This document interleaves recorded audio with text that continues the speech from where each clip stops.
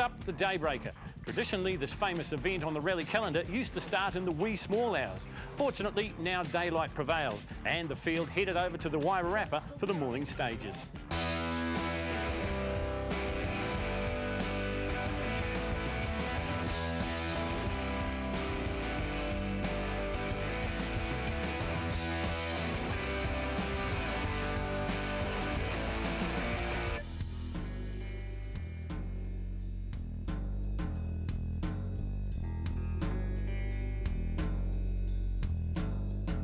The ceremonial start for the High Flyers Daybreaker Rally for 2006 was held in the square in Palmerston North. A big crowd of locals had turned out to see some of the fastest rally cars in the country, and on the following day they would be contesting the rally on the finest roads. In terms of the championship, there were ramifications for many, but for one team, Derek Asen and co-driver Andrew Graves, this was the beginning of a journey into the unknown. The quality of the field is tremendous, so there's going to be a bit of pressure on, but I guess we've just got to push as hard as we can and really concentrate on their Extreme Championship. You'll be sort of keeping a sneaky eye on Callum and probably on Robbie? Yeah, pretty much those two, and there's a few others as well that have done all right too, so we've just got to press on as hard as we can. Hey, well, being a home rally, you always put a lot of pressure on yourself. You want to get great results in front of your home crowd, and also for your sponsors. So our sponsors are local, so yeah, there's a lot of pressure on. More so too, I think, with this, because we are leading the championship. We need to be first over the ramp tomorrow night in the Extreme Championship. This is a rally in the context of Rally Extreme that you didn't necessarily need to do. Why are you here? Really, we're looking, to see how we go against Derek Asen, and hopefully take a few points off him, try and make it a bit easier for us next month down south. The High Flyer Daybreaker Rally was the last North Island round of the Winger Subaru Silverstone Competition Tyres Rally Extreme Series, and on a crisp Manawatu morning, the stage was set. First Rally Extreme car on the road showed no signs of the pressure he was definitely under. Third quickest behind Robbie Lester and Anton Speer, Derek Asen was doing what he always does, getting on with the job. Just as last year, Stage 2 was cancelled because of a washout. The Stage 3 was again just a sprint. The Stage 4 test, Saddle Road, was a chance for some real racing, and at just 10 kilometres long, a chance to develop a rhythm. Asen and Graves needed a good result here at the Daybreaker to put pressure on Callum McGuinness. On roads he had never seen before, let alone raced on, he was getting it. Vastly different from the fast-flowing non-cambered gravel of home, Asen had adapted well early and was now looking at home on the twisty, tight, narrow cambered roads. Maybe paying a price for being seeded too, he swept the heavy gravel clean. By the lunchtime service, he was just where he needed to be. Callum McGuinness has hit on a formula that works. With 2 wins from 2 starts, you can't argue with success. The winning plan, start fast and try to keep the pace. Problems early for Kevin Honus and Malcolm Peden. A puncture here in Stage 3 cost them a minute on the leaders.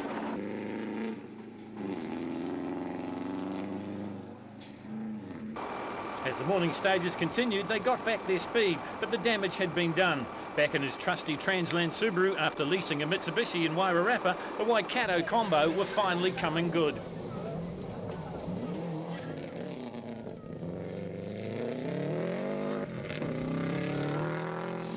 Glenn Rosser, by his own admission, had probably had about 50 kilometres total racing time this year, but even after a 2-year layoff before that, there was definitely no rust. 4th quickest in 2, 2nd in 3rd, 2nd again in 4, and 1st easily in 5, the blast around Manfield meant that at the lunchtime service, they were leading the rally.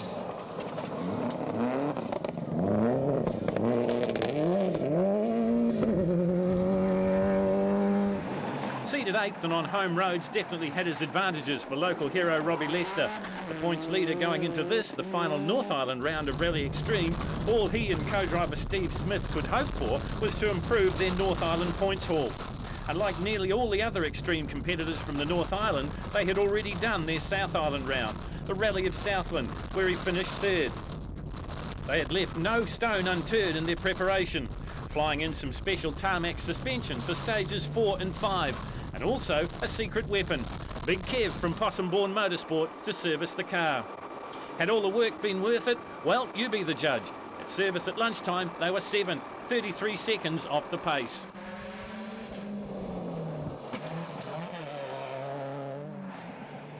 Anton Cheetham, the Club Sport champion in 2003, had made only one other Rally Extreme appearance. That was in the far north.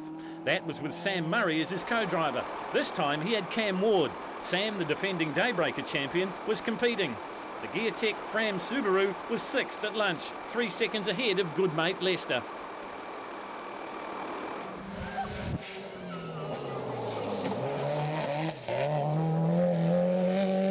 Going into these rallies, it's always good to listen to the locals, and everyone was saying the same thing. Watch out for Andrew Spear and Jamie McNaught in their quick Evo. When he was going, his rally ended on special stage 9, he was fast in all the morning stages. He never finished lower than 3rd place, and at the lunch break and service before the long afternoon, he was 3rd overall. The AutoWorks Evo 3 of Struan Robertson is probably the quickest of the older Mitsubishis in Rally Extreme. The 2001 New Zealand Club Rally 4-wheel drive champion had used it to good effect last year when he finished 4th overall in the first season of the championship. With all the experience in the world, even a veteran like Struan can get caught out.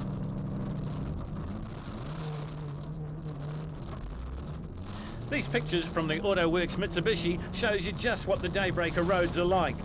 By the rally's midpoint after special stage 5, 13-kilometre blast around Manfield, he and co-driver Sarah Matthewson were in 10th overall.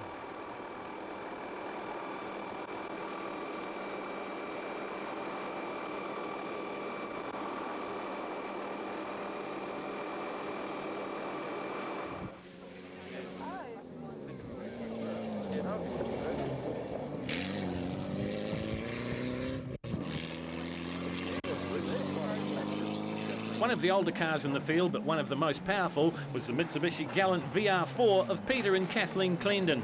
They were 16th overall at lunch, but would lead the rally on special stage 6. After a horror start to their rally season with mechanical DNF after DNF, Ray Reid and Scott Taylor and their Subaru Impreza were slowly turning things around. A good performance on similar roads in the Wairarapa continued here at the Daybreaker, 5th overall and just 27 seconds behind Lee De Rossa at the lunch break and service.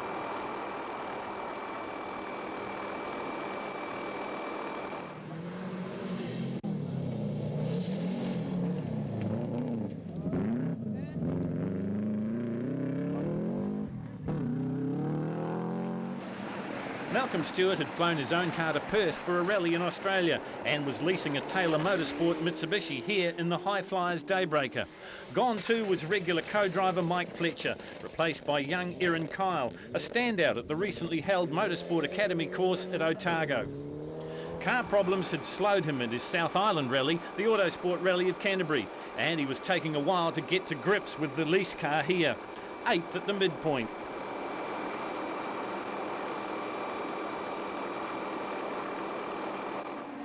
The two-wheel drive class at most North Island Rally Extreme rounds had been the sole domain of the vastly experienced pairing of Ross McCorkindale and driver Grant Liston in their incredibly quick Honda Civic Type R. But here at the High Flyers Daybreaker, they were locked in a tussle, in the morning anyway, with a car 30 plus years their senior, the Escort BDA of Craig Stevens. Stevens had been very quick in the morning stages, beating Liston on stage 1 by 6 seconds, fastest again in 3, this time by 7. Liston got one back in 4, but only by 3. And if the little Ford hadn't overheated, the battle would have gone right down to the wire. 11th at the halfway stage for Richard Eve and Mary Burley in their Subaru. A great drive in the making for Jim Bracefield and Jamie Kibble in their Mitsubishi Evo 1 RS. Seated well down the order at 41st, Timaru's Bracefield was facing the same dilemma as fellow South Islander Asen.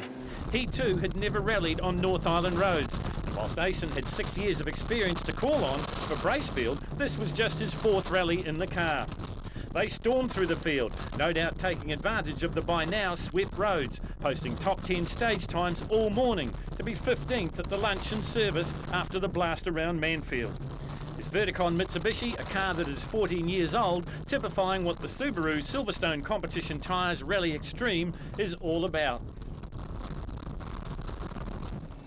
There's a rule in rallying spectating folklore that says don't stand on the outside of a corner. Well, when Nolan Palmer is around, the inside of a corner isn't very safe either. A close shave for both cameraman and driver. The morning stages were completed by a 5-lap blast around the Manfield Auto Course, all tarmac and flat out. A huge crowd had turned out and they weren't disappointed. For number 2 seed Derek Asen, this another new experience to tick off his to-do list on his first venture north. The traditional lap at Manfield was run in reverse, so after negotiating the chicane in pit lane, the first real test was the Dunlop sweeper, now a left-hand turn. 2 rounds of Rally Extreme use motor racing circuits as publicity stages, Southland, which Asen won, and here at the Daybreaker.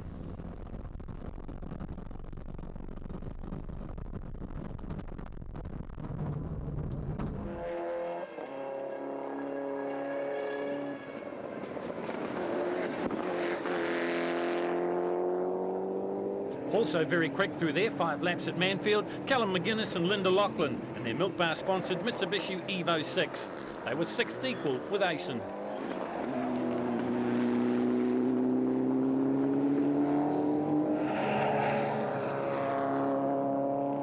Kevin Honus had put his tyre troubles behind him and was flying in the Transland Subaru. He was 4th at Manfield.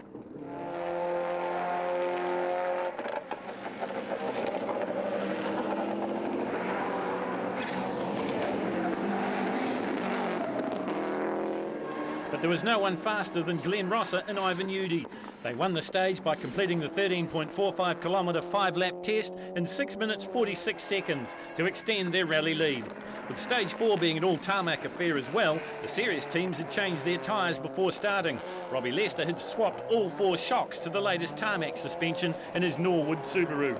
Just 7 seconds behind his good friend, Lester in stage 5 was Anton Cheetham and Cam Ward.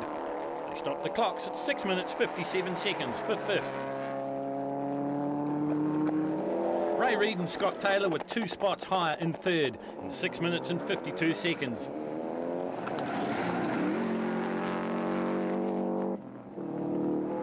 Anton Speer matched the times of Asen and McGuinness to tie them with 6th at quickest in 6 minutes and 58 seconds. Seated 13th, lucky for some, Struan Robertson and Sarah Matthewson were next. They hurled their AutoWorks Mitsubishi around the Manfield circuits in 7 minutes dead. Struan had done a bit of circuit racing before, and as these pictures show, was soon at home on the Manfield course, jumping the curbs like a pro and pushing the tyres to their limits. The top 10 stage time, the result.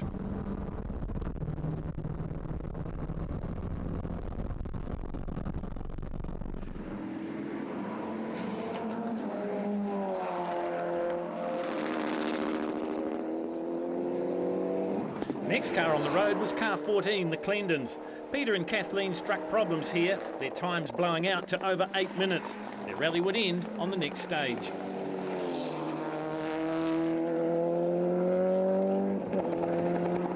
Malcolm Stewart and Erin Kyle in their Taylor Motorsport lease Mitsubishi were still in the overall top 10, clinging on to 8th. A bad brake pad choice made a cautious start for Grant Liston, but by Manfield he was back to his best, his 7:08 clocking the best of the 2-wheel drive class. They had shared class-winning honours all morning, but here at Manfield, Craig Stevens had to bow to the superior handling of Liston's Honda. The longest stage of the rally, stage 6 at 43.23 kilometres, had claimed a few victims, notably Callum McGuinness. And when the cars returned to service after the short stage 7 at Apathy, lots had changed. Still enjoying his North Island rally experience and the roads, Derek Asen. You've got to really concentrate and listen to the notes a lot, but it's just, yeah, we are really enjoying it. It's really good, and we've got to try and keep it tidy for the afternoon.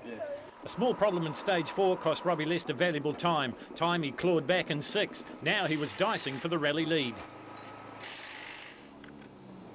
You got times? We had a bit of a disaster last corner on Saddle Road.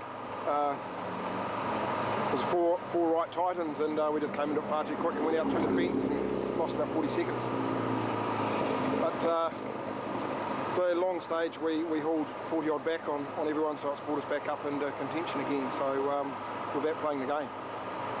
The Daybreaker Rally is notorious for that final sting in the tail. And once again, it would come on the 34.34 kilometres Ridge Road. This tight, twisty blast had caught plenty in the past and would do so again. First in 2-wheel drive and 7th overall was Grant Liston and Ross McCorkindale in their Avis Honda Civic Type R. The fight going out of two-wheel drive when Craig Stevens went out with overheating problems in his Escort. A wrong brake pad choice in the morning stages had hampered Liston, but by the first service the crew had made the necessary changes and the Honda was flying again. Second to Dean Burst Escort in last year's title chase, it looked like more of the same for the Auckland pairing. The decision had to be made. Would he go to the final round in Timaru?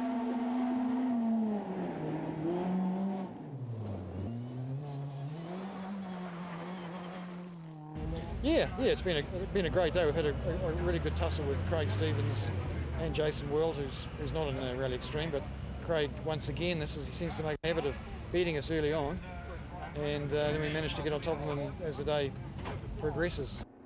At his first outing in Rally Extreme this season, Kevin Honus had managed to knock all four corners off the Transland Subaru. So bad with the damage that he'd had to lease a Mitsubishi for the second North Island round, the Rally of Wairarapa. Here at the High Flyers Daybreaker, the Hamiltonian and brother of notorious referee Paul was back in his favourite car. A puncture in 3 cost him a minute, so it was a great comeback to finish 9th. Wily old fox Malcolm Stewart was another competitor in an unfamiliar car with an unfamiliar co-driver. The man who started his racing career in the 70s teamed up with teenager Erin Kyle to post top 6 stage times all day, including a brace of 4th quickest times in the afternoon stages. That made him 6th overall. As the day wore on, he became more and more familiar with his Group N spec Mitsubishi. Ray Reid and Scott Taylor should be the poster boys for never giving up. A horror start to their season turned around at the Wairarapa Rally, and here at the High Flyers Daybreaker, the upward swing continued. A bit of a rally sprint specialist, he had 3 wins in the Fontran series. Reid posted his best Rally Extreme result of the year, 5th overall. He covered the 163 kilometres of special stages, both tarmac and gravel, in 1 hour, 48 minutes and 59 seconds. Anton Cheatham was the New Zealand Club Sport champ in 2003. A lengthy layoff and then back for Rally Extreme this year proved the form may be fleeting, but class is here to stay. He posted top 5 stage times all day. His best result coming on the last stage, the Ridge Road test, where he finished 2nd, covering the 34.34 kilometre test in 27 minutes and 27 seconds. Good enough to claim 4th overall. With 2 South Island Rally Extreme wins from 2 starts, the pressure was on for the Southern men at the Daybreaker. But Andrew Graves and his driver Derek Asen, who we ride with here, handled it with ease. He quickly came to grips with the North Island roads, something he had never experienced before, and had the Indus SBS Mitsubishi Evo 4 worrying the leaders. The 2002 and 2003 Mainland Series champion and president of the Eastern Southland Car Club did what he had come to do, take a hatful of points away from Manawatu, and now sit back and wait until Timaru. He was satisfied with his performance and result. Yeah, we were pushing as hard as we really could today. We weren't worried about an overall position. It's really just with Rally Extreme in mind. And Robbie and who else? Oh, Glenn Rosser. I mean, they were just going really well. So we just really had to finish behind them and get some points up. But it's good. It's a good haul of points for your North Island round, so it must put you in pretty good in pretty good shape, I'd say. Yeah, it does. I think it basically, if Callum comes south, he's got to finish better than 3rd in the championship. So it's going to make it very interesting, and it's good. I think it's fantastic. The surprise package of the High Flyers Daybreaker Rally would have to have been Glenn Rosser and Ivan Udy in the UD Auto Subaru. A shocker in their first Rally Extreme round, the Rally of the Far North, saw the car catch fire on stage 1. By his own admission, Udy reckons that he's only done about 50 competitive kilometres in his new car, but it wasn't showing. 3rd in 1, 2nd in 2. He won stages 4, 5 and 6, then never finished lower than 3rd in the remaining 4 afternoon stages. Good enough for 2nd in Rally Extreme. Yeah, well, I haven't been in the car for 2 years. I've done 50k rallying in the last 2 years, so to get back in a new car and be on the case is really happy with that. The pressure during the lead-up and right through the High Flyers Daybreaker Rally was on for the local men Robbie Lester and Steve Smith. Under the rules of the series, you must race 1 non-resident island rally and at least 2 from your host island. Robbie had done the Southland Rally and finished 3rd. With a good result here, he could improve his championship hopes. He led the points going into the event. A small mistake cost him about 40 seconds on stage 4's Saddle Road. He was beaten again by Rosser in 5. But after that, he never looked back. The Norwood Palmfield Subaru won the remaining 5 afternoon stages to give the Rally Extreme title in the Daybreaker to Robbie Lester. Now with a first, second and third after dropping his worst performance, he too has to wait for Timaru to see how the championship pans out.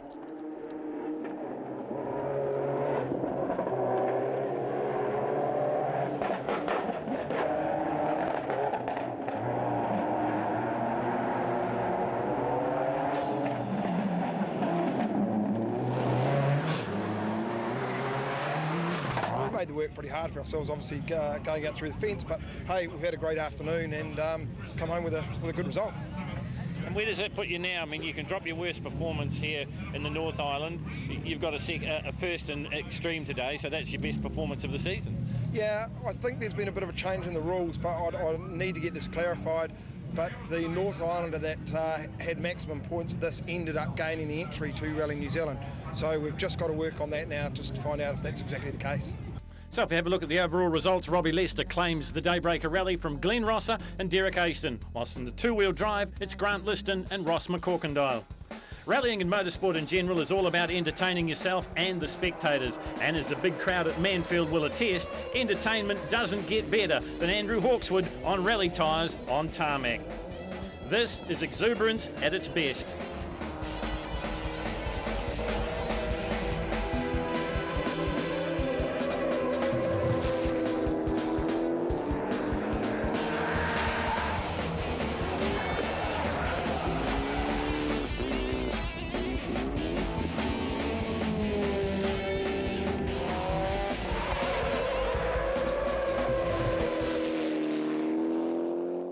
The final round of Rally Extreme is the South Canterbury Rally. Originally timed to run in mid-winter, it had to be delayed through heavy snowfalls. The rally will now run on the 28th. With several competitors capable of taking the championship, it should be a great event. We stay on four wheels after the break and head to Pukekohe for the Sports and GT Challenge.